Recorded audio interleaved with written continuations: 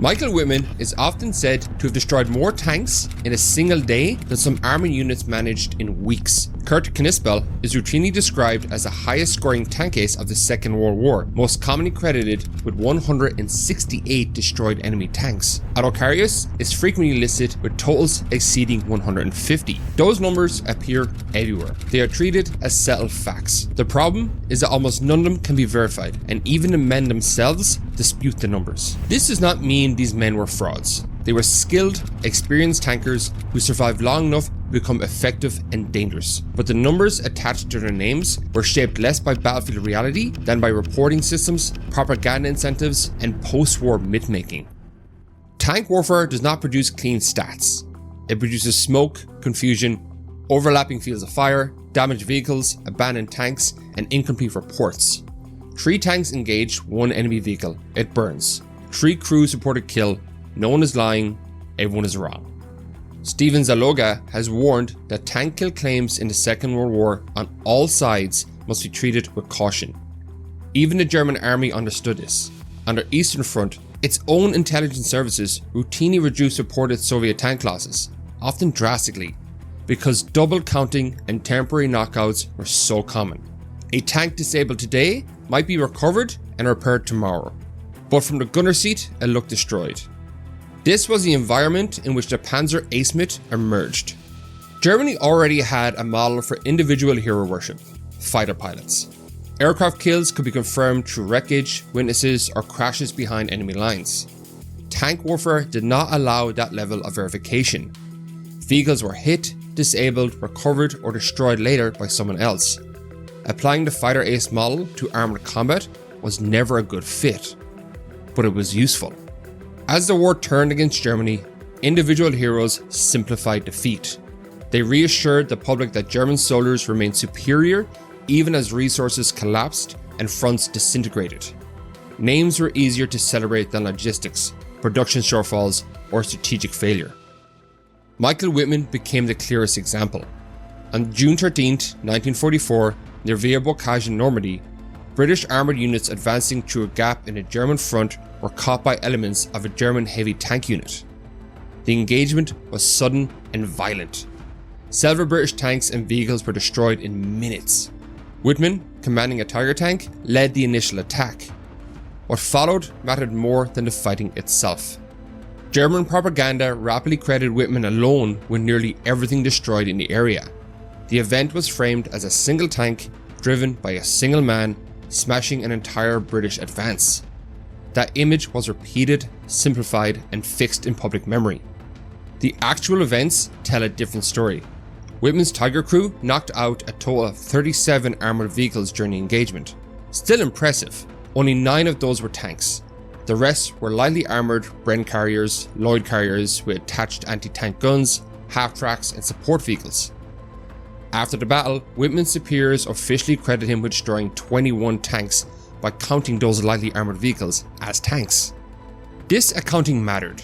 Wittmann's confirmed wartime toll stood at 117 tank kills when he arrived in Normandy. After Villers-Bocage, propaganda inflated his score to 138. The engagement itself involved more than one tank, and fighting continued beyond Wittmann's initial attack. Yet many later accounts still describe the battle as a one-man feat. As historian John Buckley later noted, this framing survived long after the war despite clear evidence to the contrary. This is how the myth of the ace hardened. A real tactical success is narrowed and personalized.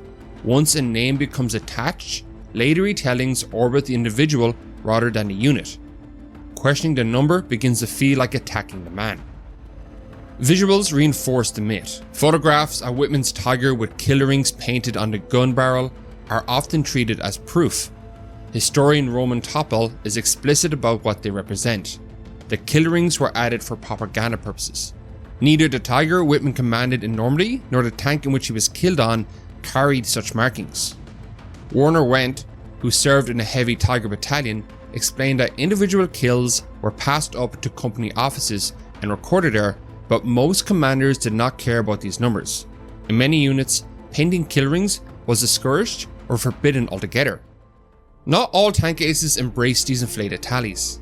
One of them, Otto Carius, exposes these myths. Carius fought extensively in Tiger tanks and survived some of the most brutal fighting of the war. Afterward, he wrote a memoir that became popular precisely because it avoided heroic exaggeration. It focused on fear, exhaustion, and uncertainty. Yet even Carius became trapped by inflated totals. Over time, lists credited him with more than 150 destroyed tanks. Carius rejected this outright. He stated that he never kept a formal count and could not give a verified figure. At most, he estimated around 100, and even that estimate came with a warning that it could not be proven. That admission matters. A man routinely labeled as a tank ace is telling you the numbers attached to his name are not reliable enough for him to defend. Carius also emphasized something ace culture often erases. Tanks are not lone hunters. They are crewed machines operating within units. Success depends on coordination, positioning, communication, infantry support, and timing. A tank destroyed might owe its fate to several crews, not one. Alfred Rubel, who served as a battalion administrative officer and later as a key witness, described it plainly. When Rubel later discovered internet lists crediting him with 57 tank kills, he dismissed them entirely. He stated that he personally knocked out only 3 tanks as a gunner and concluded, "These lists are all imaginary. These are obscure numbers. They don't add up." Ernst Bachmann, another veteran Panzer commander, made the same point. Tanks were rarely used alone. Several vehicles were usually involved in destroying an enemy tank, and therefore there were no exact figures. Kurt Knispel shows how ace legends could grow even further after the war. Knispel served primarily as a gunner and later as a commander in heavy tank units. During the war, his name was almost never mentioned publicly. The Wehrmacht report named him only once in April 1944, noting that he destroyed 101 tanks between July 1942 and March 1944. He appeared briefly in a newsreel later that year without being identified. Knispel only became famous decades later. In the post-war period, popular writers began turning German armoured warfare into adventure literature. The most influential of these was Franz Kurowski, who published stories under his own name and under pseudonyms for mass-market magazines and books. Kurowski used real soldiers, real units, and real battles as a backdrop, but freely embellished events, invented dialogue, and inflated achievements. In 2007, Kurowski published a book portraying Knispel as a noble hero repeatedly denied recognition. Rubel, who'd kept the battalion's war diary and handled the war documentation, rejected the book outright. He stated that Knispel had never been recommended for the Knight's Cross and described Kurowski's account as largely fictional. Rubel also rejected the heroic image itself. He remembered Knispel as modest, popular, and extremely skilled as a gunner, but poorly suited to command and often in need of supervision. The polished legend bore little resemblance to the real man. None of this diminishes the danger these men pose on the battlefield, but the ace narrative survives because it turns complexity into simplicity and industrial war into individual stories. The danger is not that the myth praises skill, but that it trades understanding for legend.